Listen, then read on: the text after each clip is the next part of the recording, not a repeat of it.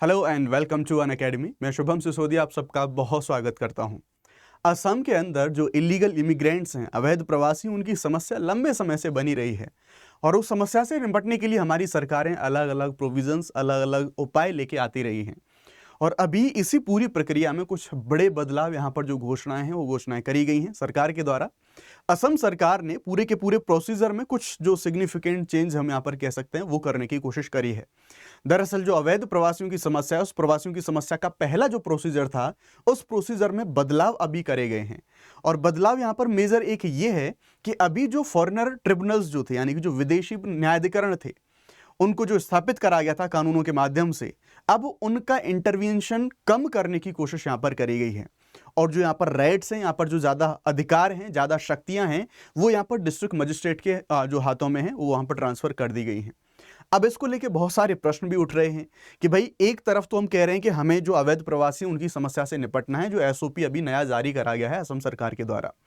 दूसरी तरफ अगर लीगली बाय लॉ अगर हम यहाँ पर देखने की कोशिश करें तो वहां पर यह बोला जा रहा है कि ये तो आप गलत कर रहे हैं, इसका सरकारें मिसयूज बहुत ज्यादा कर सकती हैं। साथ ही साथ जुडिशियल रिव्यू, यानी कि न्यायिक जो अधिकार हैं न्यायपालिका के पास, उनको आप वहां से उठा के, या फिर मैं ये कहूं कि अभी जैसे हम ट्रिब्यूनल के बारे में बात करें तो अर्ध न्यायिक निकाय है, वहां से न्यायिक अधिकारों को आप उठा के जो एग्जीक्यूटिव, जो कि डिस्ट्रिक्ट मजिस्ट्रेट के बारे में हम बात कर रहे हैं, उसको आप ट्रांसफर कर रहे हैं। तो मिसयूज और सही और साथ ही साथ जो ताकतों का ट्रांसफर अभी करा गया है, उस बारे में कुछ मुद्दे भी हमें यहां पर देखने को मिल रहे हैं।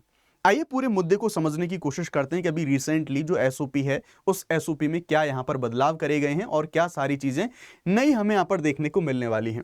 तो आप यहां पर न्यूज देख सकते हैं, जो संदिग्ध विदेशी हैं उनको नागरिकता साबित करने के लिए 10 दिन का समय है। 10 दिन का समय यहां पर दिया जाएगा और जो डीसी हैं, डिस्ट्रिक्ट कलेक्टर हैं, अंतिम फैसला उन्हीं के द्वारा यहां पर लिया जाएगा। ऐसे असम के सीएम हैं, उनके द्वारा यहां पर ये जो घोषणा है, ये घोषणा यहां पर उनके द्वारा करी गई है।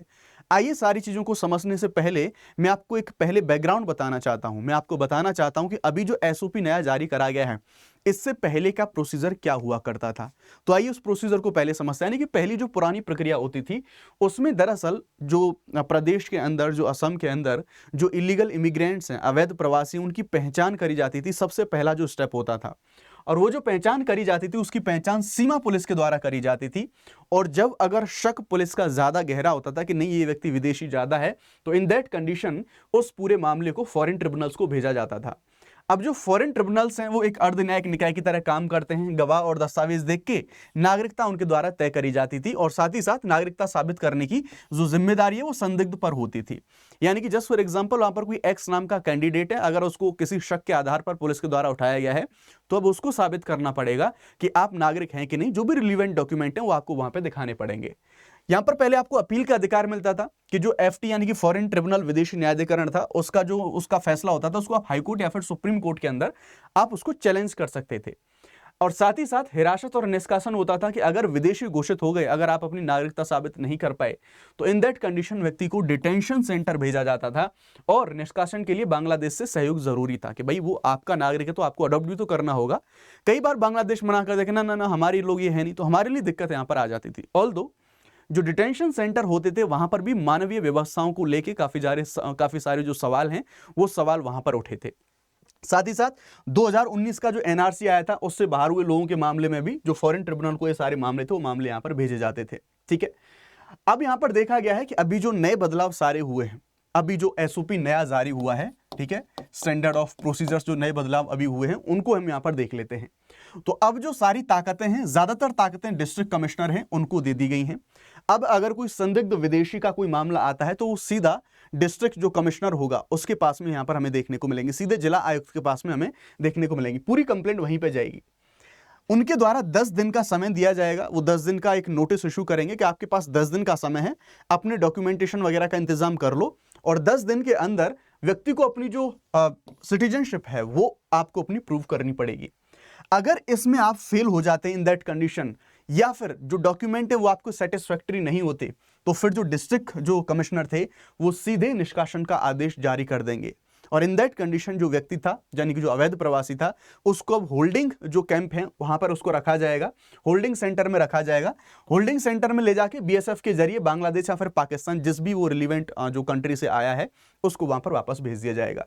फॉरेन ट्रिब्यूनल अब केवल बहुत ही जटिल और साथ ही साथ बहुत ज्यादा विवादित मामले हैं केवल वहीं पर भेजा जाएगा, जैसा कि सीएम के द्वारा भी यहां पर बोला गया, असम के जो सीएम थे, कि हम चाहते हैं कि हर मामले को हम विदेशी न्यायाधिकरण के पास में ना भेजें, देरी होती है, समस्याएं होती हैं, जटिलता होती है, इसलिए यहां पर बात करेंगे। अब कुछ लॉ वाला जो एंगल है उसको समझने की कोशिश करते हैं कि ये जो असम के अंदर प्रवासी हैं, इनसे निपटने के लिए हमारे पास क्या क्या प्रोविजन है और ये सभी जो प्रावधान करे गए हैं, असम को ये सारी शक्तियां कहां से मिलती हैं। तो सबसे पहले 1950 का अप्रवासी अधिनियम है, यहां पर इसके बारे में बात करेंगे। तो ये स्पेशली असम के लिए इसको पारित करा गया था। ये अधिकार देता है कि जो अवैध रूप से असम के अंदर जो इलीगल माइग्रेंट्स आ गए हैं उनको बाहर निकाला जाए। यही जो कानून है असम सरकार को यह अधिकार देता है। इसका उद्देश्य यह है कि विभाजन के बाद असम की जो डेमोग्राफी है उसको, संरचना को बचाना, क्योंकि जब बाहर से लोग आते हैं तो संसाधन, संस्कृति, परंपरा, उन सभी चीजों पर क्राइम, ये सारी समस्या देखने को मिलती है और उनके द्वारा स्टार्टिंग से ही विरोध किया जाता रहा है कि Assam is not a dumping ground, के बाहर से लाए हुए सभी लोगों को आप असम के अंदर बसा दें, ये समस्या। साथ ही साथ विदेशी अधिनियम 1946 ये सरकार को अधिकार देता है कि जो विदेशी उनको चिन्हित करें, उनको हिरासत मिले और निष्कासित उनको कर सकें। यह भी प्रावधान करता है कि जो नागरिकता है वो नागरिकता साबित करने की जिम्मेदारी जो व्यक्ति संदिग्ध है उसी व्यक्ति के ऊपर होगी। साथ ही साथ हमारा जो सिटीजनशिप अमेंडमेंट एक्ट या फिर मैं सिटीजनशिप कानून के बारे में बात करूं, 1955 भारत में नागरिकता से संबंधित जितने भी मामले हैं उन मामलों को डील करता है हमारा 1955 का जो कानून है। 2019 में इसमें वो बात अलग है कि जो कुछ अमेंडमेंट है वो हुए, लेकिन इसी अधिनियम की धारा 6A, इस धारा को सुप्रीम कोर्ट के द्वारा यहां पर वैध करार दिया गया 2024 में सुप्रीम कोर्ट के एक डिसीजन के अंदर। तो ये 1985 के असम समझौते के बाद में इस सारी समस्याओं को यहां पर एक कट ऑफ डेट रखी गई थी, उसको पूरा टैकल करने के लिए इस धारा को यहां पर जोड़ा गया था।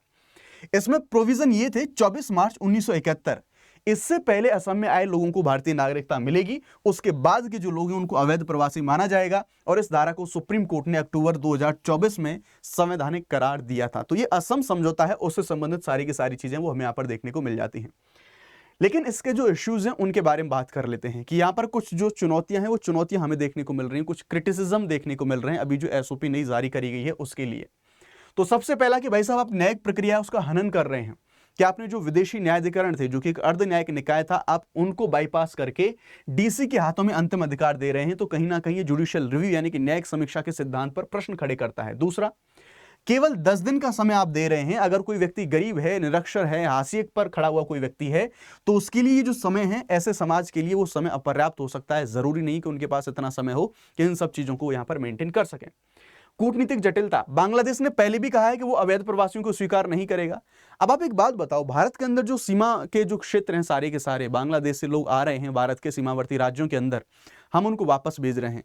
इन लोगों के सामने एक बड़ा मानवाधिकार की जो समस्या है वो हमें देखने को मिलेगी, स्टेटलेस की कंडीशन, यानी कि ना तो बांग्लादेश में तो कंडीशन खराब है, उन चीजों को अपनी जान बचाने के लिए छोड़ने के लिए लोग इधर आ रहे हैं, हम उनको वापस भेज रहे हैं। डेफिनेटली हम भेजेंगे भी भाई, हम कब सबको डंप थोड़ा ना कर लेंगे, हमारे भी लोग हैं नॉर्थ ईस्ट में। लेकिन बांग्लादेश भी अपने ही लोगों को स्वीकार करने से मना कर देता है कि नहीं ये हमारे लोग नहीं है। तो उन लोगों के सामने बड़ी एक मानवीय समस्या पर पैदा हो जाती है कि उन्हें कोई भी स्वीकार करने के लिए तैयार नहीं है। एनआरसी और एसओपी के बीच में थोड़ी असंगति हमें देखने को मिलती है कि यानी कि अंतिम एनआरसी को अंतिम मानने की बात हुई थी, लेकिन अब डीसी आधारित जो तंत्र है वो अलग, थोड़ी सी जो पिक्चर है वो अलग पिक्चर दिखाता है। अब ये जो पूरे एसओपी नया जारी करा गया है, इसके कुछ जो प्रभाव हैं वो कुछ इंपैक्ट भी हमें इसके देखने को मिल सकते हैं, पॉजिटिव और नेगेटिव दोनों के बारे में बात करेंगे। तो तेजी से, यानी कि एसओपी में अब थोड़ी सी, अब हर मामला एफटी के पास नहीं जाएगा, फॉरेन ट्रिब्यूनल के पास नहीं जाएगा, तो तेजी से ऐसे मामलों में निपटारा होगा और प्रशासनिक नियंत्रण में वृद्धि होगी। नेगेटिव के बारे में बात करें तो मनमानी और राजनीतिक दुरुपयोग की आशंका बहुत ज्यादा है, क्योंकि अंतिम पावर किसके पास है, जो डिस्ट्रिक्ट या फिर मैं कहूंगा जो कमिश्नर हैं, जिला आयुक्त हैं, उनके पास है। और सीधी सी बात है वो एक एग्जीक्यूटिव का व्यक्ति है, तो सरकारें उसका मिसयूज कर सकती हैं। बड़ी संख्या में लोगों की स्टेटलेस होने की जो खतरा है, यानी कि ना तो बांग्लादेश स्वीकार कर रहा और भारत भी वापस भेज रहा है। मानवाधिकार संगठनों की आलोचना है वो यहाँ पर राष्ट्रीय या फिर अंतरराष्ट्रीय स्तर पर वो भारत की जो आलोचना है वो बढ़ सकती है, तो कहीं ना कहीं भारत की एक जो छवि उसको आघात लग सकता है। ये पूरा का पूरा मामला है। अभी जो अपडेट आई है कि अब आने वाली प्रक्रिया आगे कैसे होने वाली है ना। अगर आप लोग इंटरनेशनल रिलेशंस, इंडियन पॉलिटी मेरे साथ पढ़ना चाहते हैं, स्पेशली इन हिंदी बैचेस, या फिर अनअकैडमी के जो टॉप एडुकेटर्स हैं उनके साथ अपनी प्रिपरेशन को आप हिंदी, इंग्लिश, बाइलिंगुअल किसी भी लैंग्वेज में आप पढ़ना चाहते हैं, तो आप अनअकैडमी के कोर्सेज को आप ज्वाइन कर सकते हैं, केवल 17,999। और ध्यान रखिएगा ये जो अनअकैडमी के प्राइसेस हैं ये लिमिटेड टाइम के लिए, यानी कि कल तक के लिए ये ऑफर है, कल ये ऑफर खत्म हो जाएगा। मैक्सिमम डिस्काउंट के लिए आपको शुभ 50 कोड यूज करना होगा। आप डायरेक्टली मेरे साथ यहां पर इसके माध्यम से जुड़ सकते हैं। बैचेस के बारे में बात करें, हिंदी, इंग्लिश, बाइलिंगुअल 26, 27, 28 सारे के सारे बैचेस यहां पर लाइव हो चुके हैं, आप इनके साथ सीधे जुड़ सकते हैं। अगर आप प्रीलिम्स क्वालिफाई कर लेते हैं तो आपको मेंस की तैयारी, रहना खाना सब कुछ अनअकैडमी कराएगा। बाई चांस प्रीलिम्स भी फेल हो जाता है तो अगली साल प्रीलिम्स के लिए क्रैश कोर्स हम आपको फ्री ऑफ कॉस्ट प्रोवाइड कराएंगे। उसके साथ साथ अनअकैडमी का एक जो नया बेस्ट फीचर है उसको आप अनलॉक कर सकते हैं, ऊना, आपका एआई फ्रेंड, आपका एआई दोस्त, जो आपके सभी डाउट्स को आपको एनालाइज करेगा, आपको मदद करेगा, असिस्ट करेगा, आपकी प्रिपरेशन को स्मार्ट बनाएगा बदलते समय के साथ में। तो आप इसका प्रयोग कर सकते हैं। तो ये है पूरा का पूरा यहाँ पर मामला। बाय द वे, आप अपना ओपिनियन बता सकते हैं कि सरकार ने जो चेंजेस किए हैं आपकी इन पर क्या राय है, अगर आप इस क्षेत्र से या फिर इस पूरे मुद्दे से बिलोंग करते हैं तो। Thank you very much. जय हिंद।